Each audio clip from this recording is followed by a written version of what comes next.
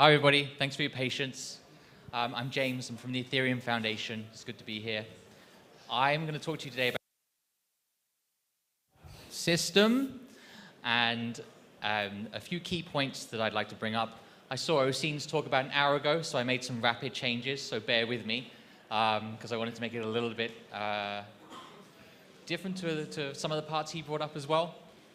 And then I want to talk to you about DBT and how that can change some of the design choices in the staking ecosystem.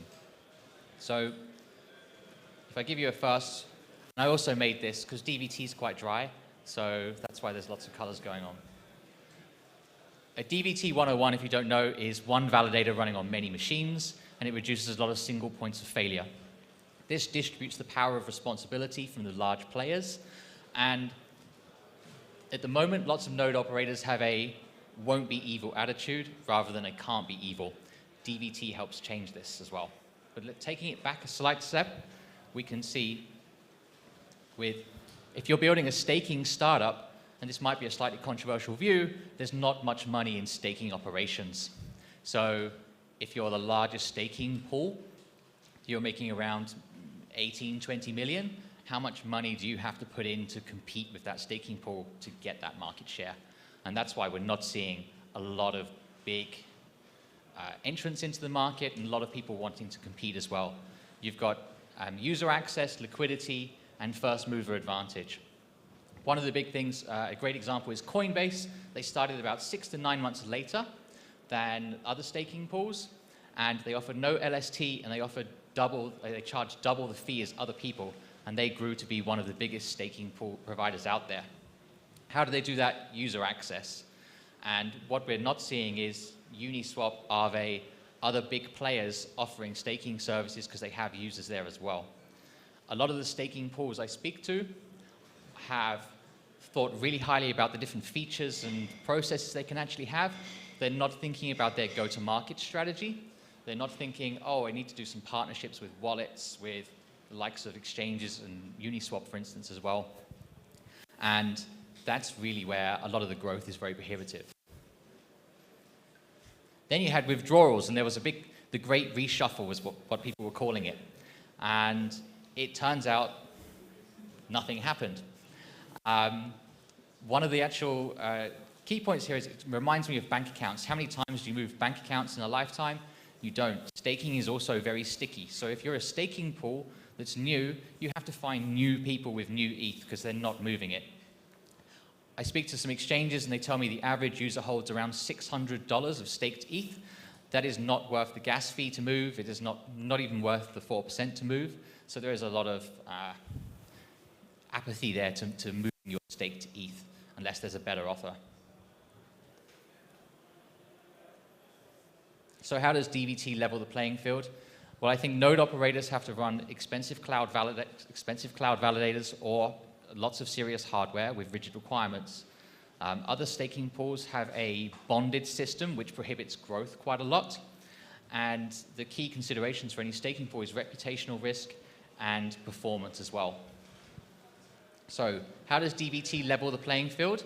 It may not help professional node operators that much, but if you're a solo operator and you join with 6 friends or 6 strangers on the web, your performance and uptime can really increase and you can start competing with node operators.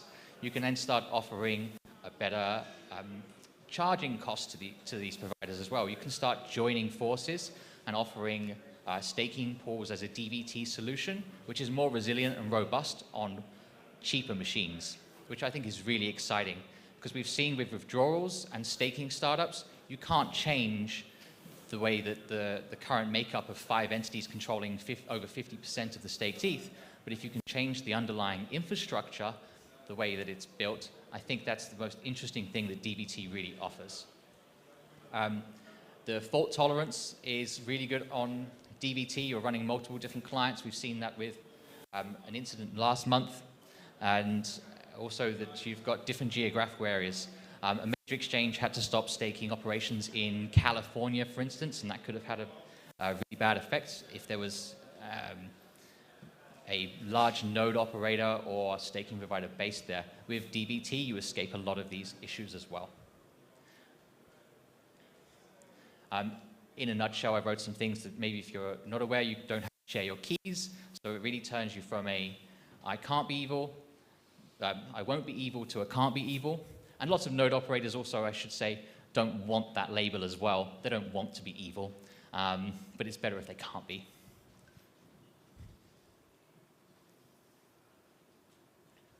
This is DVT's journey ahead and the way I hope it plays out. So you also get a reduction in bond because you start building trust systems, and you start seeing with other new staking pools coming out that the number of ETH you need is getting lower and lower, but I also think you'll get to a point where there's zero collateral needed as well. And then really far in the future is one-shot signatures, which is probably a good decade away from being built out. And lastly, I want to say that DVT is a really exciting thing coming through, but there's not enough node operators, there's not enough solo operators or mini node operators actually learning and participating in this as well. So myself and Iridian, who's loosely part of ETHStaker and also has written all the documentation for OBOL and SSV, is actually, we decided to fly to Kenya as a proof of concept. So we set up an Ethereum node there, and apart from the cleaner trying to swipe our setup twice, we managed to get it working, and it performs extremely well. And it's participating, and we did it to build some awareness around DVT, that it can be a really good proof of concept, and we're looking to give those 2 nodes away at ETH Safari in September for someone to manage those as well. So a big shout out to DApp Node and Home Node for providing those as well. But we're now running a DVT cluster across Australia, Germany, the UK, and Kenya as well, and the United States. So it really is a proof of concept, and I encourage you to go to DV Stakers to learn and start participating more about it, because I think it's the start of where you as a node operator or solo operator can really start earning rewards without putting up so much collateral as well. And I think that's the most exciting thing, is that we can spread that revenue around as well. That's a short take and a few, hopefully, discussion points for you as well. Does anybody have any questions?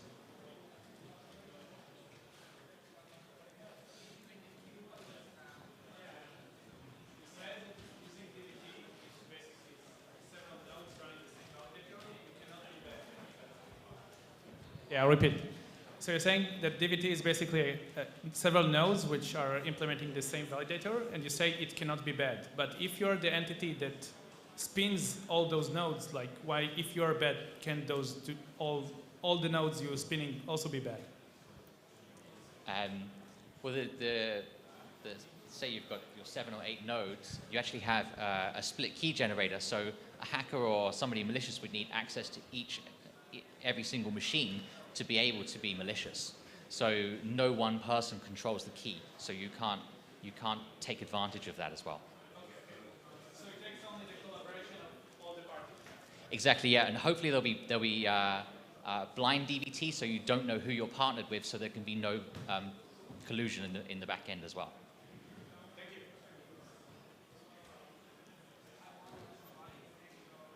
So how do you eventually get to just the signature level requirement where you don't even stake ETH, you don't stake 0 ETH, you just have signatures? Like, tell us about that end game. Oh, the one-shot signature? Yeah. That's actually a quantum cryptographic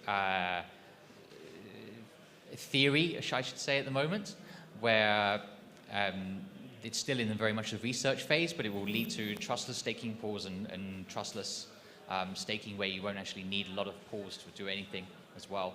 The same thing for, well, actually the best place to go is the Reddit Ask Me Anything, and Justin Drake wrote a whole paragraph on this recently, so that's the best place to check it out. But it's about a decade away, so it's still very much in the theory stage. So at the moment, DVT is one of the best solutions, and I also don't think it's over. I think there's room for more DVT solutions to be built. I only see a handful of middleware operations coming out, and a lot of people think that the build is over, but it's really not. So if there's any builders, I encourage you, I think there's still space.